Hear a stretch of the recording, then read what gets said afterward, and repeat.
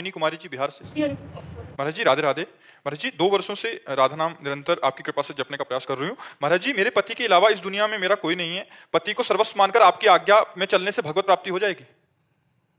पति में भगवान भाव देखो, पति में भगवान देखो, क्योंकि पति टिकाऊ चीज नहीं है। क्यों? साम हो कि ना हो, ईमानदारी की बात है। हम लोग ऐसे संशयपूर्ण जगह में रह रहे हैं, नाम है मृत्यु लोक, कब कौन सा खेल हो जाए पता नहीं, कल मिले कि ना मिले हम लोग क्या पता चले। अरे लोग नाचते नाचते मर गए, नहीं मर जाते?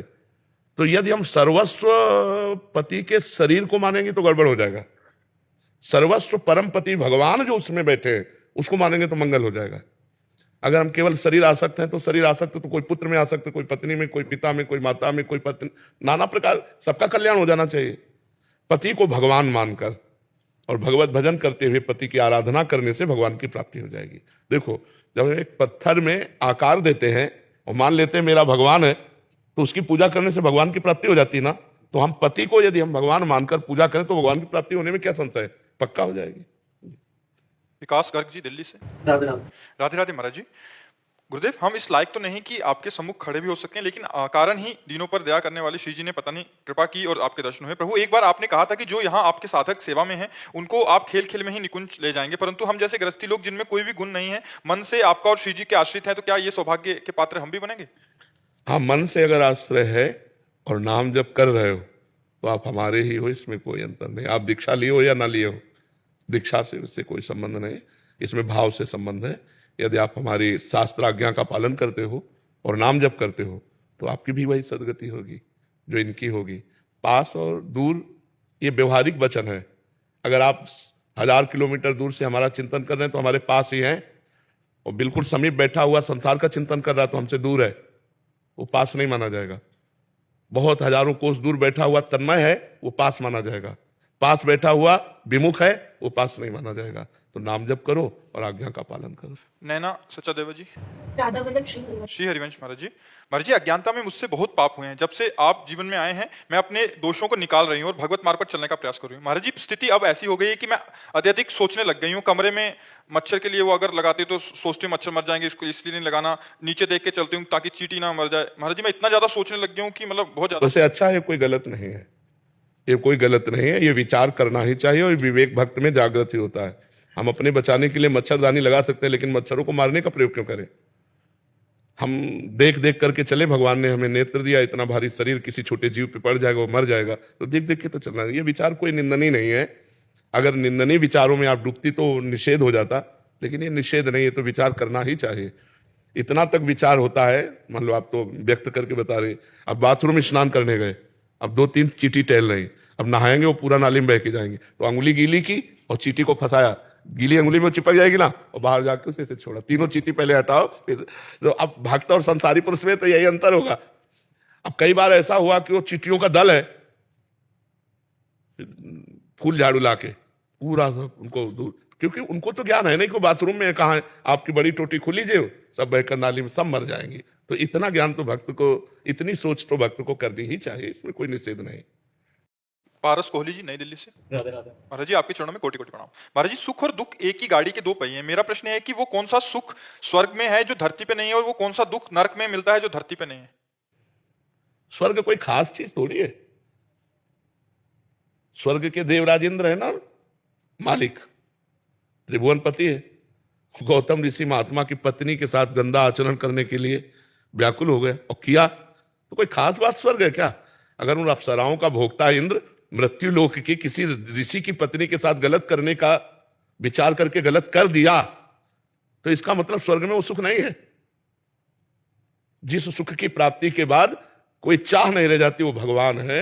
स्वर्ग भी एक नकली है, असली नहीं है। स्वर्ग का सुख भी नकली है। यहां तक कि आप ब्रह्म स्तंभ पर्यंतम सर्वम मायामयम जगत सत्यम सत्यम पुनः सत्यम हरिर नामयु केवलम, तिनके से लेकर ब्रह्मलोक तक सब मायामय है। माया माने झूठा, माने दिखावटी, दिखावा कुछ और है और अंदर में, अब जैसे पूरा जीवन हो गया हर सुख भोगते हुए, अब आपके पास क्या है? आपसे पूछा जाए कि आपके पास क्या है, तो फिर वही लालसा है, वही कामना है भोगने की, और कुछ चला ही है। तो झूठा ही खेल चल रहा है माया का। तो ना स्वर्ग में कोई सुख है और न मृत्यु लोक में कोई सुख है। अगर वास्तविक सुख है जिसे कहते हैं, वो परमात्मा में है। जैसे केवट भगवान के चरण धो रहा है बाद में भगवान ने अंगूठी दी सीता जी की, तो क्या कह रहा है, अब कछुनाथ न चाहिए मोरे। जब ये निकल जाए हृदय में कि जो मैं चाहता था वो मिल गया, आप कुछ नहीं चाहिए, वो केवल भगवान में ही निकलेगा और कहीं नहीं निकलेगा। लाखों कामनाएं और उत्पन्न हो जाएंगी, कोई कभी तृप्त नहीं होता। तो न स्वर्ग में सुख है, न पृथ्वी में सुख है, सुख है तो भगवान में है, जो आनंद सिंधु सुख राशि। ये पक्की बात समझ लो। हम इसीलिए पहला उदाहरण दिया त्रिभुवनपति देवराज का, कि सब पूरे स्वर्ग का मालिक होकर एक मृत्यु लोक के गौतम ऋषि की पत्नी अहिल्या के साथ गलत आचरण किया, कितना निंदनीय विषय। तभी साप भी मिला था, 1000 भगदारी हो जा। इसीलिए कहीं सुख नहीं, सुख है तो भगवान के नाम में है, भगवान के रूप में है, भगवान के चरणों में है। ओम प्रकाश गर्ग जी, मध्य प्रदेश से। राधे राधे। महाराज जी, आपके चरणों में कोटि कोटि प्रणाम।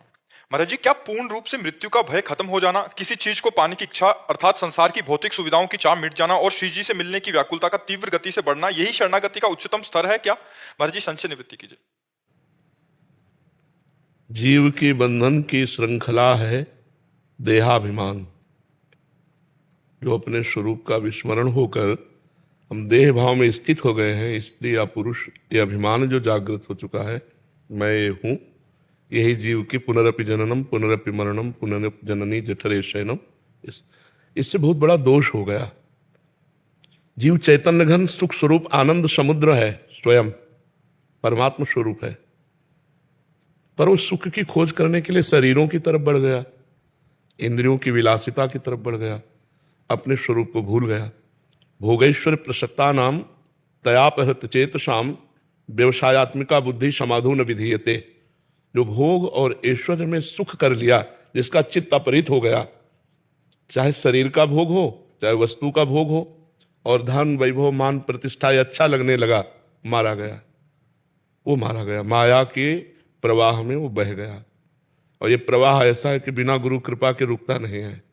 गुरु कृपा ही केवलम, जिसने गुरुदेव की शरण ले ली और गुरुदेव के द्वारा ज्ञान तिमिरांधस्य ज्ञानांजन शलाकया चक्षुरुन्मीलितम येन तस्मै श्री गुरुवे नमः, जो अज्ञान का नाश करके ज्ञान का प्रकाश कर देते हैं, तब हमारा ये माया का प्रवाह रुकता है।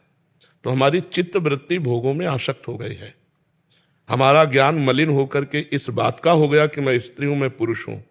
यही हमारी दुर्गति का कारण हुआ है। मुख्य मूल कारण जो है ना, संस्कृति मूल सूल प्रद नाना सकल शोकदायक अभिमाना। संस्कृति का मूल